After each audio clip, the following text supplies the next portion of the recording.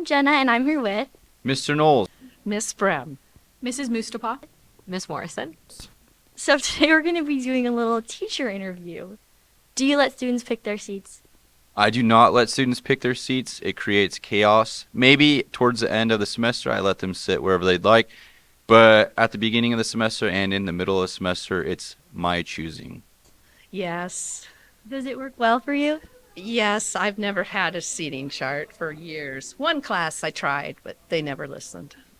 Yes, I have done seating charts in the past very rarely if I feel like it's needed to keep my classroom running smoothly, but I always give the opportunity first to sit with who people are comfortable with, and as long as people behave and are respectful, then it usually stays that way. Sometimes. It depends. If they can handle it, yes. If not, then we do assign seats. Do you let students go on their phone in class? I try to not let students go on their phone. I think every teacher struggles with the best way to handle phones in class. I currently don't do phone lockers, but maybe there are some classes that I should. But I want you guys to learn how to manage your phone use on your own. In a job, you're going to need to learn how to do that yourself and not have somebody be telling you or taking your phone away. So I think it's a skill that we need to work on for our own professionalism. But of course, people are very persistent about using them in class. So help your teachers out and keep them away. And it's good for you to not be looking at your phone all the time.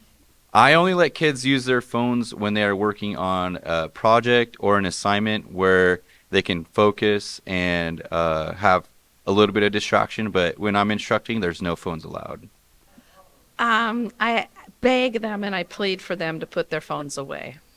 Oh, that's good. Yes, unless it's a problem. But for the most part, it's pretty manageable. Well, how about this one? What is your funniest memory while working at MVHS, or at least one of them? I have so many. I think one is when my car got stolen, my Suburban got stolen. It was when it was on Martin Luther King Day, and my daughter got really sick, so I came up in the evening to set out some lesson plans, and I parked it next to my portable. And when I came out of my portable, my car was gone. And the basketball team was just coming in from playing Martin Luther King Day tournament, and like Mr. Frazier, they stopped the bus and they like, Miss Breum, what are you doing out here in the middle of the night just by yourself? That was pretty funny. I can laugh about this now, but in the moment it was so traumatizing.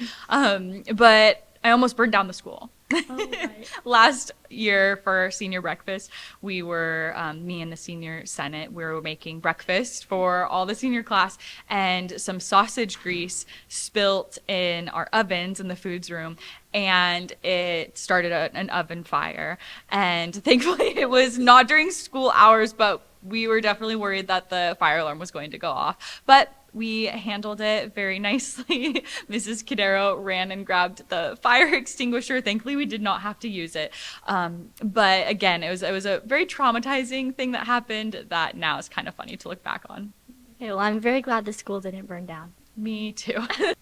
Oh boy. I feel like I'm just really klutzy and prone to problems, and in floral we use knives and scissors all the time, so I poke with thorns or I cut myself. In animal science I dissected and was like demonstrating how to use scalpels and to be safe, and then I ended up needing stitches on my finger. Oh, shoot. So I have yet to have a student, knock on wood, actually hurt themselves. I take all of the pain for them.